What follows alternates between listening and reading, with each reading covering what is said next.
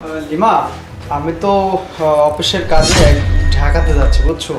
আমার ঢাকাতে যেতেই হবে। ওখানে বড় মিটিং, বড় বড় ছাড়ও থাকবে, আমি জয়েন না করলে হবেই না। আর তুমি একটু কষ্ট করে 2-4 দিন ম্যানেজ করে থাকো, হ্যাঁ? আমি আবার চলে আসবো। আরে তুমি কি বলতেছো? তুমি আমাকে রেখে ঢাকায় চলে যাবা, তাও 3-4 দিনের জন্য? তুমি জানো না, তুমি চলে গেলে বাবা মা সবাই আমার প্রতি অনেক অত্যাচার করে, আমার খুব কষ্ট হয়। তুমি আমাকে ছেড়ে প্লিজ যেও না। আচ্ছা, একটু ম্যানেজ করো, বোঝো না অফিসের কাজ যেতেই হবে। ঠিক আছে? ওহো, বাবার সাথে তো কথাই বললাম না। দাঁড়া, বাবাকে ডাক দিচ্ছি। বাবা,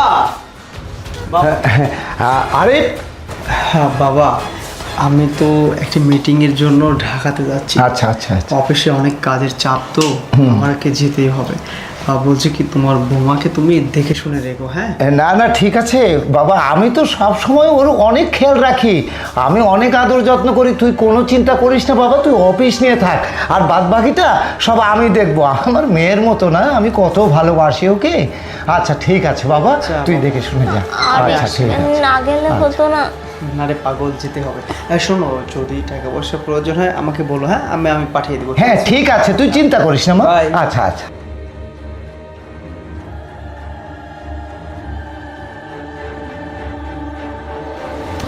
ওই কিরে, হ্যাঁ তার মানে তুই এতক্ষণ ধরে স্বামীর কাছে সব বলা শেষ? হ্যাঁ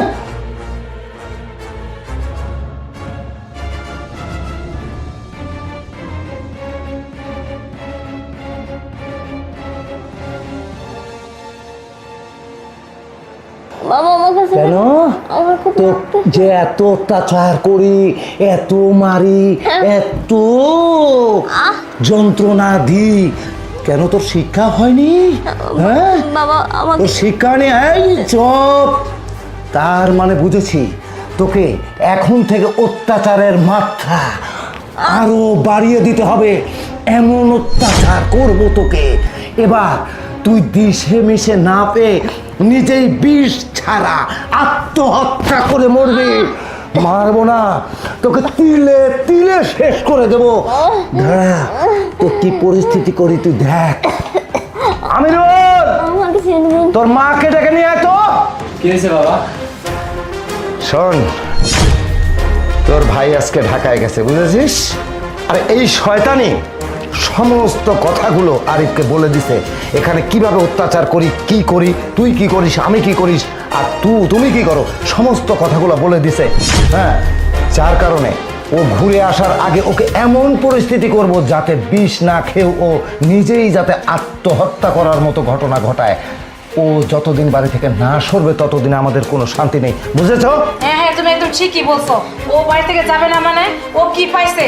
ও আমার ছেলেকে ভালোবাসে, ও সে ভাতে ফালাই ওকে বিয়ে করছে, আমার ছেলের জীবন শেষ করে দিতেছে, আমার ছেলেকে পুতুল বানিয়ে রাখছে, যা বলে তাই শুনে।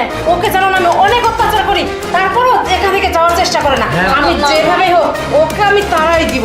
হ্যাঁ মা, তুমি ঠিকই বলছো। ওর জন্য আমি একটা ঠিক মতো বিয়ে করতে পারতেছি না, আবার বন্ধু বান্ধবের সাথে টাকা পয়সা উড়াতে পারছি না, কোনো জায়গায় পার্টিতে যেতে পারছি না। আমার তো মন মেজাজ খারাপ, মনে হচ্ছে ওকে একেবারে মেরে ফেলে আজকে। কি বল বাবা? আরে বাবা, আমার তো মনে হচ্ছিল এটাকে তুলে নিয়ে আমি 7 তলা থেকে ফেলে দিই, কিন্তু এটা করা যাবে না, প্রশাসনের অবস্থা খুব খারাপ।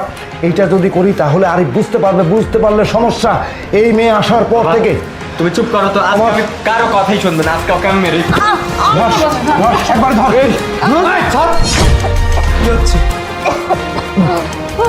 আরিফ আরিফ তো যাসনি বাবা, তুই যাসনি? চুপ। আমি তো ওই কিভাবে আদর করবো আর কিভাবে ভালো রাখবো, কি আজকে দুপুরে খাওয়াবো, এটাই তো আলোচনা করতাম না বাবা। নাটক বন্ধ করো, আর নাটক করতে হবে। তুই বিশ্বাস কর বাবা, একটা কথা বলবো না, শুধু বাবা জন্য বেঁচে গেলে, না হলে এতক্ষণ গলা টিপে ধরে মেরে ফেলতাম। কি হ্যাঁ, আমার বউকে অত্যাচার করতেছো? হ্যাঁ, কি ভেবেছো? এই দেখো জিপিএস ট্র্যাকার, এটা লাগিয়ে, এটা দিয়ে আমি সব কিছু বাইরে থেকে শুনেছি যে তোমরা আমার বউয়ের সাথে কি কি খারাপ কাজ করো। তার মানে কোথাও যাওনি তুমি? না, আমি কোথাও যাইনি, এটা আমারই প্ল্যান ছিল তোমাদেরকে ধরার জন্য। কি হ্যাঁ, আরে তুমি কেমনে পারলে এই কাজটা করতে বাবা? এটা কি তোমার নিজের মেয়ে হলে তুমি পারতা? হ্যাঁ, আরে তোমাদের তো আমি মাথায় তুলে রাখি, তোমাদের কোনো কিছুতে কমতি রাখিনি। আমার বউ তোমাদের কি কোনোদিন বাবা ছাড়া, তোকে ভাই ছাড়া, তোমাকে মা ছাড়া কোনোদিন ডাক দিয়েছে? কোনো দিন দেয়নি। তোমাদের সাথে কোনোদিন খারাপ ব্যবহার পর্যন্ত করেনি। আর তোমরা কিনা সেই মানুষটার সাথে দিনের পর দিন অত্যাচার করে আসছো। বাবা যা হয়েছে হয়েছে, আমরা যা করেছি আমরা মাপ চাচ্ছি, আর কোনোদিন এরকম হবে না না। না না বাবা, এটা ভুল করছো না। ভুল আমি করেছি তোমাদের এই বাড়িতে জায়গা দিয়ে। এবার বুঝবা। আর এই যে তোমার ছেলে, এই প্রতিদিন যে টাকা খরচ করে না, এই অধমের টাকাটাই খরচ করে। তোমরা যে টাকা চলো না আমার টাকায়। এখন থেকে বুঝবা টাকা ইনকাম করা কত কষ্ট, আর বাড়ির বাইরে গেলে জীবনটা কত কঠিন। আরিফের মা, তুমি একটু বুঝিয়ে বলো না, বলো না। কোনো কথা হবে না। আমার বাড়ি থেকে 3 জন বের হয়ে যাবা। যাও, এই বেরো বাবা এই বেরো, একবার যাও। একবার আমাদের কোনো একবার না, যাও বেরো। তোমাদের মতো বাবা মা আমার দরকার না, যাও বেরো। হ্যাঁ, আসছে বাবা মা। না, আমি অফিসে যাইনি। আমি আজকে এই বাবা মাকে ধরার জন্য এই কাজটা করেছি। হ্যাঁ আরিফ, তুমি ঠিক তুমি কিছু সময় না বলো না। চলে আসলে আজকে তো আমি মারাই যেতাম। আচ্ছা, বিপদ চলে গেছে। তোমাকে নিয়ে আমি বড় ডক্টর দেখাবো। আচ্ছা, এই চলো।